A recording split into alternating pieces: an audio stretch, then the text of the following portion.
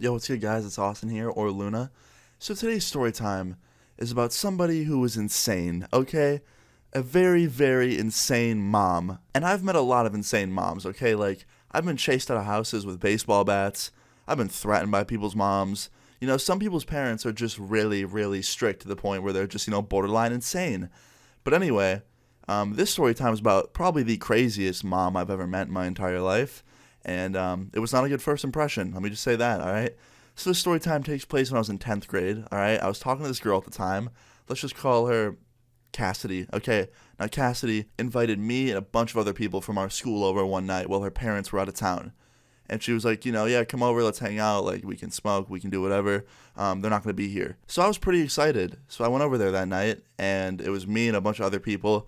But I wouldn't really call it a party. Like, there was a good amount of people there, but it wasn't really a party setting. There wasn't any, loud music playing. It was, really chill music, and we were all just sitting in a circle talking to each other. And it was just very, very chill. And, of course, most people there were smoking inside, so the house just reeked of weed. And we're all just talking in a circle. So I asked my friend, I'm like, hey, how long are your parents out of town? And she's like, oh, only one more day. They'll be back tomorrow.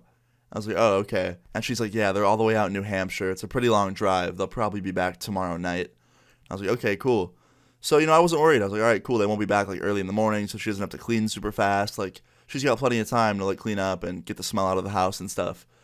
So, right after we had that conversation, no joke, 20 minutes later, the door opens, and of course, I see my friend's mom standing there just staring at all of us, and she goes, what's going on in here? So yeah, I guess her mom came home early and was not happy about seeing a bunch of people in her house without her permission, and needless to say, I couldn't ever hang out with my friend again after this, because her mom hated me and everybody there. And of course, she sees us all in a circle, and there's a bong in one of my friend's hands, so she probably thinks we're all smoking it, even though I wasn't smoking and a few others weren't. She probably thinks we all were. So she starts yelling. She's like, I can't believe you would do this. And she was just screaming at my friend, aka her daughter. And I start to get up because I want to leave, right? It's awkward. I'm scared. I don't want to, get yelled at. And she goes, all of you wait right here. And I'm like, okay. So I sit back down, right? I'm like, all right, I'm going to listen because I don't want to piss off my friend's mom and then never be able to hang out with my friend again. So she walks out of the front door to the car, and she comes back in with, no joke, a nightstick. A police-grade nightstick. And I'm like, yo, what the fuck? I said it out loud. And she goes, all of you get the fuck out. And she starts running towards us and chasing people around with a nightstick. And then her dad walks in from the car, out of nowhere, and he starts yelling, yeah, all of you out of here right now. So, of course, we all run in, a line out the front door after she chased us around for a bit with a nightstick. And I was out of there. And I could hear my friends screaming in the background, just yelling at her mom because, it was so ridiculous that she was doing that.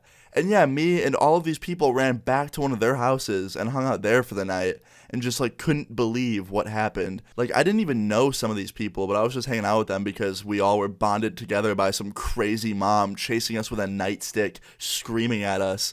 It was ridiculous.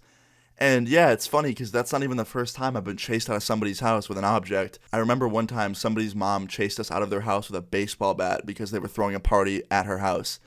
And yeah, just crazy. But in the end, I was okay. Everyone there was okay. No one got hit with the nightstick. So that's good.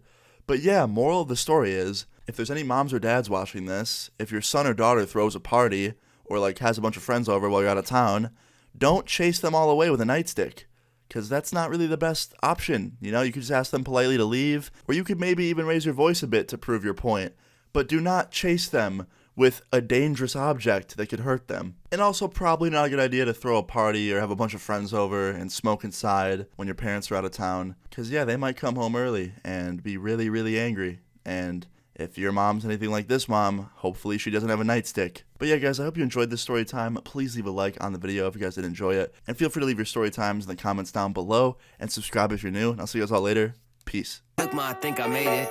Well, kinda, sort of. I used to chill at Borders. Now my shit's brick and mortar. Feeling like Rick and Morty. Feel like they can't afford me. These label meetings are boring. They want a piece of publishing. They want a piece of touring. Not nigga Robert Horry. I'm keeping all my rings. All of that Henny pouring. It's probably why you do not have a thing. Feeling like Martin Luther. But now I don't sleep. I wake up when I have a dream. Oh, he know. Won't fall for that do-si-do. Let's build fam. Not your man. Please do not approach me.